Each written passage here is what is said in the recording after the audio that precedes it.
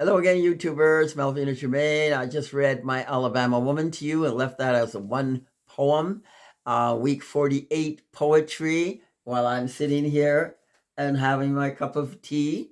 So come and have a cup of tea with me while I read my poetry. So we'll just move along. Have a sip, please. Lovely. Really helps my throat, you know. Okay, I'm kind of looking around here because I'm not 100% sure what I'm reading yet. I've sort of taken back thinking of My Alabama Woman. However, please do bear with me while I read some poetry. Cuckoo and Okra. Let's go ahead and do that one, shall we? My friend from the West Indies invited me over for a hot dinner. Oh, I was happy. It's cold still, you know, out here in Calgary, Alberta. We get more than our share of old-time winter. He sat me down at his fine table with a printed tablecloth and a wonderful white lace doily in the center, fresh fruit and mango drink. Now, come on. Am I special, do you think? I knew I was in for a treat, but not a treat such as this. My mouth was watering. I held my hands in a fist. Oh, I folded my arms. I didn't want him to see me anxious like this. He brought me an old-time meal. I was getting the real deal. Well, now, I was expecting chicken and rice, black-eyed peas. Lord, he came back with a whole lot of food, and all for me. No chicken and no black-eyed peas. It was cuckoo and okra, if you please. I know I died and went to heaven that day. When I finished packing all that away, Lord, he came back again with a tall pitcher of mobby. Oh, well, I ain't had bitters for a very long time. This man sure knows how to dine. I want to smack myself silly just to see if I'm really alive. Lord have mercy, what did I do to deserve all this? I hope Cedric Lucas keeps me on his list. I bet after dinner he's going to play some reggae music or maybe some blues. Perhaps a little jazz, then he'll never lose. Well, he fed my tummy and my soul. Well, now I'm thinking, he sure can cook. You know what I'm saying? What else? Okay, cuckoo and okra. There you go. This next one is beaten, whatever it means to you people, whatever it means to you. Complexity of the upper class, scaling the ladder of power. Sentences handed down by hearsay alone. A bitch resides. Treacherous influxes of life to be. Our judge has spoken, and the golden book has opened wide, though abused. You be the target, trying desperately to survive, a feminine weapon confused. She, the long-robed bitch, served to create massive tension, to devour your soul, to hinder your development so controlled as she rips you from a true love born. Marred mind, alcohol swipe, the wretched stench of smoke all night, numb the mind, simmer the brain, the body weeps, actively insane. Every now and then a candle burns, a faint trickle of light comes forth, soon a trigger, a memory, a recollection, and the battle begins and weeps remorse. Human to human, soul to soul. Crackers beat you down with invisible chains. Life is nothing but a barrage of great disdain. What must one do to sprout wings and rise again? Now that's actually the end of the poem. But right beneath I see suffering babes, innocent babes suffering, miracles of our holy sea, placed in wombs of suffrage. Father God, please have mercy. There's some bad people in the world, but there's some really good people too. So don't forget about the good ones and make sure, be kind and spread that love around. Yes, indeed.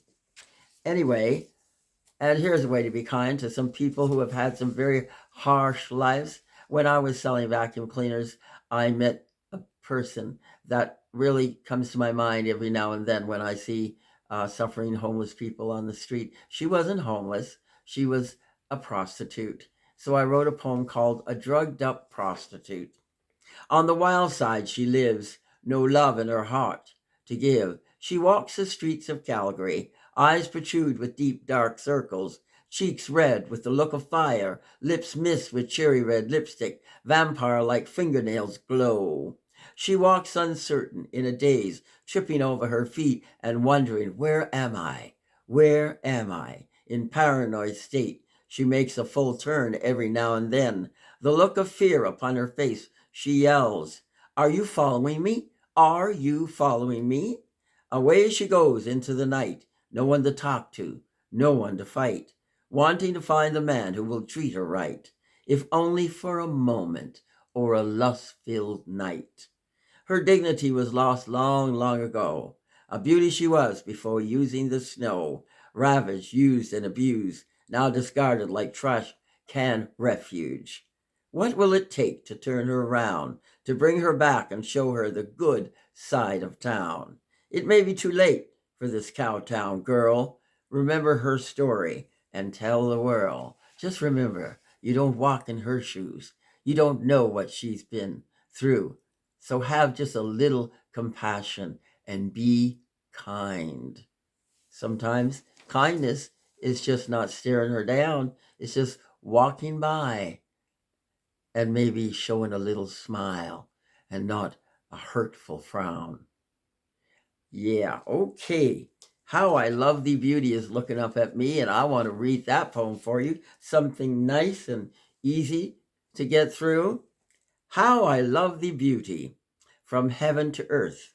You soothe me and please me as I nurture your birth. You are that picture of perfection that stares me in the face, the arch of a rainbow that covers me with grace. You ride the waves of the ocean and soar the azure, tranquil sky, tinting the valleys and mountains as your feathered friends gloriously fly by. You are the butterfly who sits daintily on the maple leaf and spread your wings so elegantly.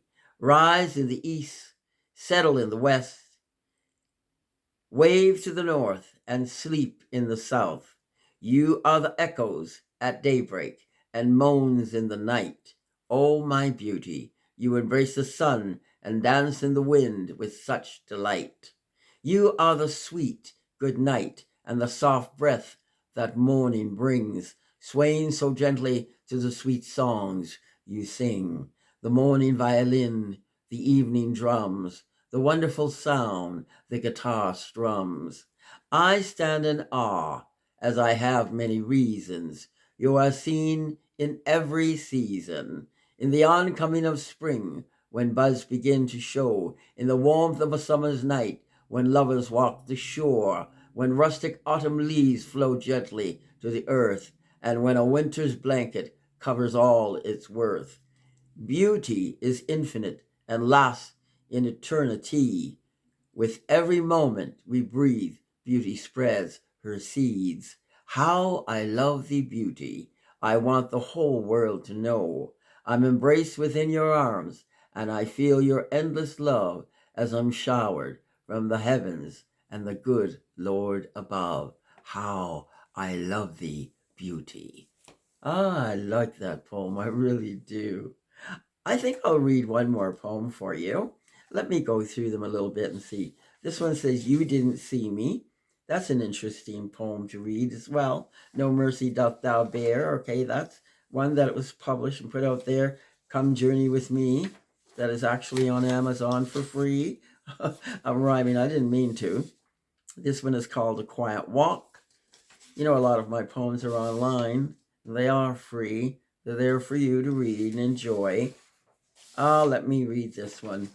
You Didn't See Me, and we'll call that the end for today. I want to thank you before I read the last one for coming by and listening to me. Don't forget to like and subscribe. I really appreciate your help with that. You didn't see me. Did you know that saying you don't see color is actually considered racist? One might wonder about that a while. I've never really thought about it. Well, there's always a first time. Today, a gent told me, and I'm still wondering why he spoke in the first place. No one was speaking to him, but out of the blue he states, I only see white. I'm colorblind. A friend told me She understands the comment because years ago she never saw color as all. Oh, yeah. Oh, I messed up. Years ago she never saw color at all, only people. Well, now that brings on a beautiful thought. The world filled with differences, color, shapes, languages, and all. But yet we see everybody as one. Oh, my. That has to be amazing and absolutely delightful in a way. Can you imagine the tranquility that would fill the earth, shaking hands, hugs, and smiles galore? But I ask myself, wouldn't that be a bit of a bore? It is nice, but difference is a good thing. Well, now the statement out of nowhere brings forth the question, why? Why, the gent stated, and I repeat, I only see white. I'm colorblind. I really don't believe this gent suffers from achromatopsia, which is an abnormality in the retina. Also, another gent there commented on the color of a cloth, which was clearly green, and he called it blue. Now that leaves food for thought, doesn't it? A house full of colorblind men. No, no, no. Personally, when you look at me, I want you to see me. I want you to see my chocolate brown skin, the texture of my hair, and that change from kinky to straight, the beautiful thickness of my lips, even in my aging years. I want you to hear my deep bass voice, and with that, you'll remember me, my uniqueness, not the stereotypical one might portray, but my differences that state this is me day by day. So I say to the man who calls himself colorblind, you didn't see me, my dear. You lack the ability to see what stood boldly before your eyes. Perhaps silence would have served you well. Listen, learn, and have much thought upon which to dwell. That's the end of that little poem. Sorry about the little mishap there. Made a mistake, but things happen like that sometimes. Do come and see me again, and I'll do my best not to make a mistake. God bless you all, and thanks for coming by.